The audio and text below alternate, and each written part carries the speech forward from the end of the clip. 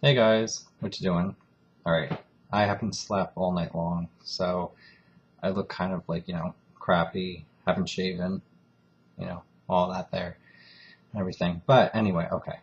So I want to talk about a few books that I got and a few books that I've been reading. So I'll start with that first. Okay, this is like the third or fourth time I've mentioned this book, and I'm not joking. If you haven't ordered it already, or you haven't read it already, you need to get it, and I'm almost done. I'm like the last 20 pages. Embrace, release, heal. Seriously, get it. It's not the end all be all of books, but this has so many references to other books that you can read about to try to find, health in your life, or just if you're stuck somewhere, with illness, it can help you just feel like that you have no control at all, that you don't have any power at all. I mean, this will make you feel empowered. So, the author of this book was nice enough to add me to her Facebook after I wrote to her after my mother died. And she's a very, very nice woman. So, she definitely deserves, for you to buy her book. How I found it was interesting. I have a Google alert for vitamin D. And so every day I get all these news articles about vitamin D that came out that day. And there was this one that wasn't that interesting, and there was a link to her book on it. This is before my mother died. And so I clicked it, and there was her book. So I ended up ordering it, and I didn't end up reading it until after she died, and then it actually ended up helping me. So I don't know if you can see it, but the woman who wrote the book is her, right there. She's been through a lot, and she definitely knows what she's talking about, so definitely worth getting. The other thing is, if you guys used to watch Oprah before she went off the air, she had someone on many years ago, and then recently she made up with her, I'm going to say the name wrong, Iyanla Vanzant. And Iyanla has a new book called Peace from Broken Pieces. Now, I have not read this. I ordered it, my roommate read it, and he liked it a lot, so it's one of my next books that I'm reading. And that's what it looks like right there. So he said it was a really easy read. Like, this is how thick it is, but he read it in a day and a half. And he's not really a fast reader, so it's definitely easy to read. Now, also on Oprah, she had someone on Shirley MacLaine, which in the 80s, for those of you who are old enough, you might remember a book that she had wrote called Out on a Limb. Now, I have that book. I read it a long time ago, but I don't necessarily remember all of it. But I have her new book, which I have not read yet, so I can't say anything about it. As far as it being good, I'm over all that. Now, the interview on Oprah was good, so the book might be good. By the way, on Amazon, you can get used books. So if you don't have a lot of money, you can just get, sometimes like for $2.65 plus shipping, you can get the book instead of paying the full price. Next thing, because I've been taking vitamin D, and I will do a video about vitamin D soon. It's just that I don't want to do it in this video. I want to learn more about it, though, so I have two other books, this one being the vitamin D solution. Okay, hardcover still, it's not in softcover yet. That should be soon, because it's been out for a little while, so you might want to check on that. And then the softcover of The Power of Vitamin D, and it lists all the illnesses. Now, I will tell you that Fanatics, there's Fanatics for vitamin C, and vitamin C fanatics think that vitamin C cure everything, and it doesn't. Vitamin D fanatics think that vitamin D cures everything, and I can pretty much guarantee you it does not. But it's a part of the puzzle, as I tell my friend that I talk to quite a bit online. It's just all different things that are involved. Sorry I'm talking lower this morning. It's just I don't want to wake my roommate up, and the woman downstairs, I haven't heard her alarm go off yet, so I was kind of like, sitting here just trying not to be too loud. So I'll see how this video turns out. If it's not, you can't hear me, then I won't publish it. The next thing is, since my surgery, I still feel good. I do not feel healthy in the sense that I can do everything that I should be able to be doing.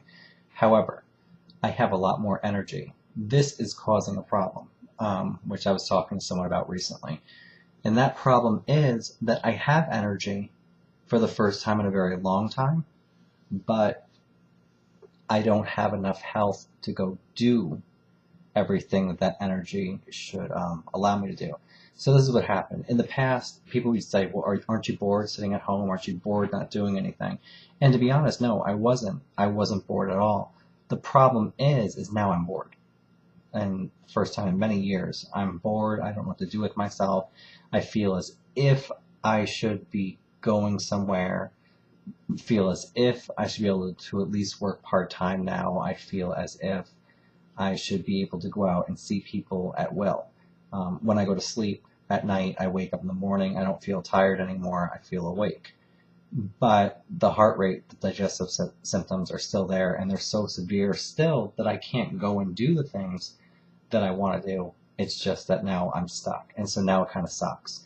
Not that I'm bitching, because I'm very happy to feel as well as I do.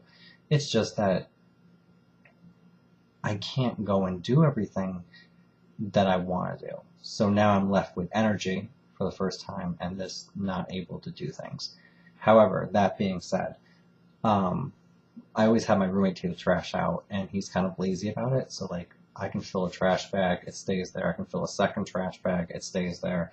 Third or fourth trash bag, it stays there. I'm like, okay, Keith, you got to bring this out. And then usually he does. Now, last night when he was sleeping, I brought them all out myself. And I was able to bring them out, down the hill, to the dumpster, no problem. Which most people wouldn't, but you guys know what I've been talking about. So I was able to do that. I have been able to go to the store multiple times since my surgery. I have been able to clean up my apartment more than what I normally could. I don't know, it's just like I can't explain it. I have more energy and more ability to do certain things. Now, my heart rate is kind of all over the place since the surgery. Now, when I first had the surgery, I had mentioned to you guys it was worse. My heart's worse, and it was doing all this stuff, and it was. And now it's kind of up and down. Even on hot days where I have the heat intolerance, it's up and down. But it's not as bad as it always was. Like, for example, I'm going to guess right now I'm in the hundreds, and I'll put that thing on my finger that I can show you my heart rate. The top number, the large number, is always the oxygen level. The bottom smaller number is always the heart rate. Now, I will tell you that I have been waking up consistently for the past week with heart rates in the 60s. That's very, very good. In the past, my heart rates were in the 90s waking up. After surgery, waking up in the 90s, 101, 103. Before that, about 78 before the surgery, which, like I said before, wasn't bad, but it's not exactly the greatest. Let me just turn this on. I used to have heart rates, and I still do sometimes, of 120 to 140 standing.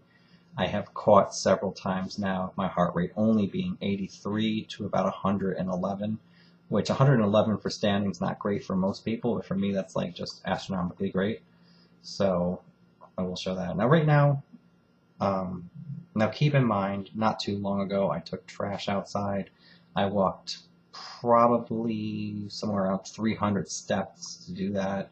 I came back upstairs, and I haven't slept. So as you can tell, I'm tired. I kind of seem weird. So my heart rate is 99, 100, 102. Now that's bad for most people, just sitting. I should have been back down by now, but for me that's good. And so let's hope that continues. And I will give you, once in a while in videos, I'll clip that thing on and just give you updates.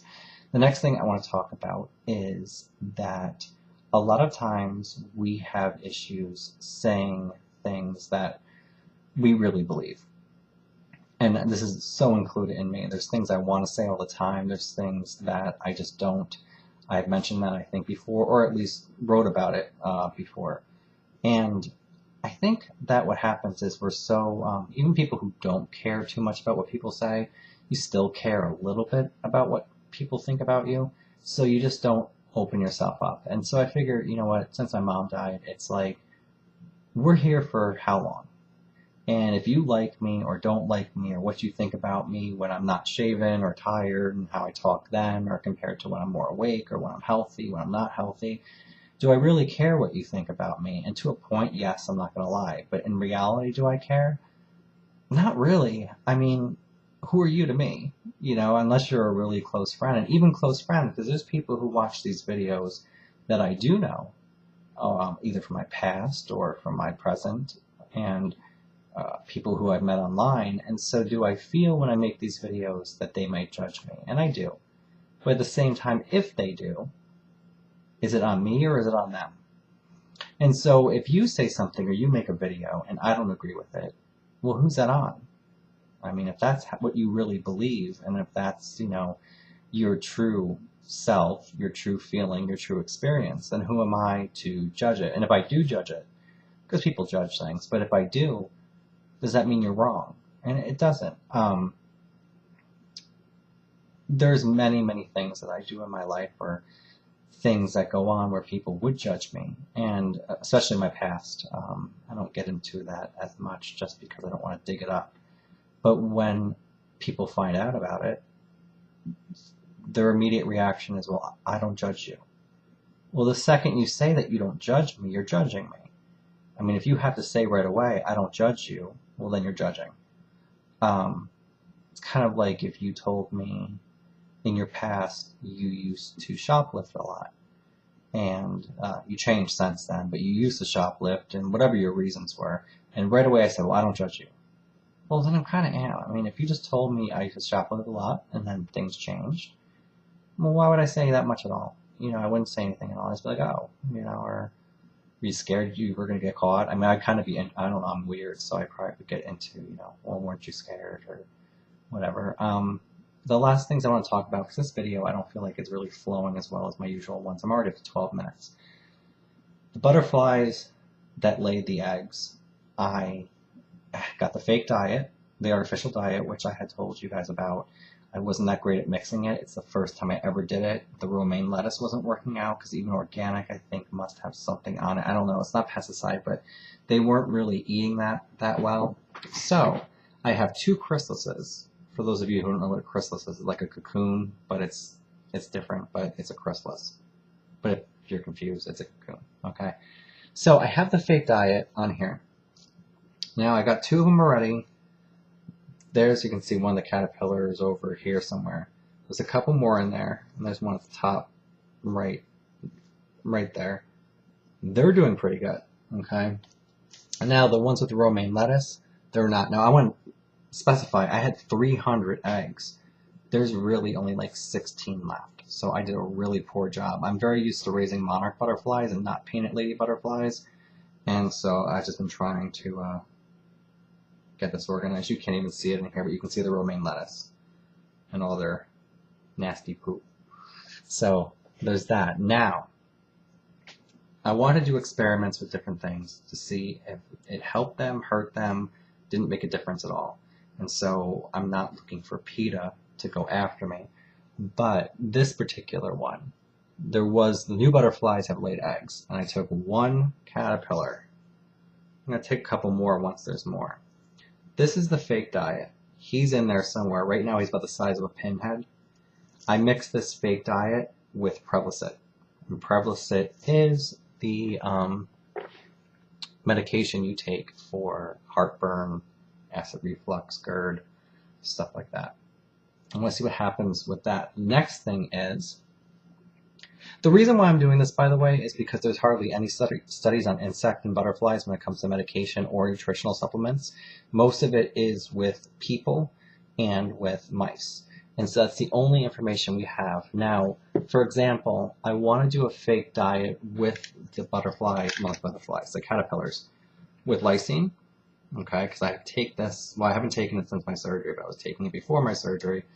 And lysine, very high lysine diets in mice cause cancer, very high lysine diets in chickens cause, if I'm remembering correctly, gallbladder problems. And so it's theorized that in people, if you take a lot of lysine, you might have high cholesterol and gallbladder problems. So I want to crush one of these up with a hammer, and mix it in with a fake diet and see what goes on with the caterpillars. Do they live? Do they die? Now here's the problem. Number one, like I was talking to someone, the fake diet itself has a lot of agents in it. Like, it has, I think, doxycycline, which is an antibiotic to keep the bacteria from coming up. It has the anti-mold agents, antifungal agents. It has wheat. It has a lot of stuff. I mean, the stuff, it's patent pending right now for that company, but it has like 20, 30 ingredients in it. So whatever I mix to it, it's going to be mixing with their ingredients, making a new chemical, which could be more harmful, less harmful to the caterpillar itself. So I won't really truly know. It's not really scientific in that sense, but I can tell kind of between just giving them the regular diet compared to giving them something within it, if it helps or doesn't. So the lysine I do want to add. The next thing I would like to add to another caterpillar thing is the B12. Caterpillars in real life wouldn't really get that much B12. That's from animal products like dairy and meat and eggs. So I would like to see what happens with that. And of course I have other things. Of course there's D3 that I take, but I can't give that to the caterpillars. I know they'll die because D3, as horrible as it sounds, it's one of the ingredients in rat poison because it kills rats. And for us, it's actually good in the level that we take it. So those are my experiments with that. There's nothing else I want to say really right now, except for my father's doing good. I talk to him more now in the past month than I probably have talked to him in several years. Since my mother passed, I am unsure at this time if my father's still wearing his wedding ring, and I only bring that up because I saw him twice, and Keith has seen him once, and it occurred to me I didn't know if he ever took off his wedding ring since my mom's death. Not that it matters either way, it's just something I was wondering if he had maybe put it away or not put it away. But other than that, yeah, so that's my update. I'm sure I'll make another video soon. This one's really long, and I don't know if I recorded it right. And I'm tired, so I seem weird. But I will talk to you all later. Bye. Now, I have not read this. I ordered it. My roommate read it. And he liked it a lot, so it's one of my next books that I'm reading. And that's what it looks like right there. So he said it was a really easy read. Like, this is how thick it is, but he read it in a day and a half. And he's not really a fast reader, so it's definitely easy to read. Now, also on Oprah, she had someone on Shirley MacLaine, which in the 80s, for those of you who are old enough, you might remember a book that she had wrote called Out on a Limb, now helping me. So I don't know if you can see it, but the woman who wrote the book is her, right there. She's been through a lot, and she definitely knows what she's talking about, so definitely worth getting. The other thing is, if you guys used to watch Oprah before she went off the air, she had someone on many years ago, and then recently she made up with her, I'm going to say the name wrong, Iyanla Vanzant. And Iyanla has a new book called Peace from Broken Pieces. Hey guys, what you doing? Alright, I haven't slept all night long, so I look kind of like, crappy, haven't shaven, all that there and everything. But anyway, okay. So I want to talk about a few books that I got and a few books that I've been reading. So I'll start with that first. Okay, this is like the third or fourth time I've mentioned this book. And I'm not joking. If you haven't ordered it already, or you haven't read it already, you need to get it. And I'm almost done like the last 20 her Facebook after I wrote to her after my mother died. And she's a very, very nice woman. So she definitely deserves, for you to buy her book. How I found it was interesting. I have a Google alert for vitamin D. And so every day I get all these news articles about vitamin D that came out that day. And there was this one that wasn't that interesting, and there was a link to her book on it. This is before my mother died. And so I clicked it, and there was her book. So I ended up ordering it, and I didn't end up reading it until after she died, and then it actually ended up in pages. Embrace, Release, Heal. Seriously, get it. It's not the end-all, be-all of books, but this has so many references to other books that you can read about to try to find, health in your life, or just if you're stuck somewhere, with illness, it can help you just feel like that you have no control at all, that you don't have any power at all. I mean, this will make you feel empowered. So the author of this book was nice enough to add me to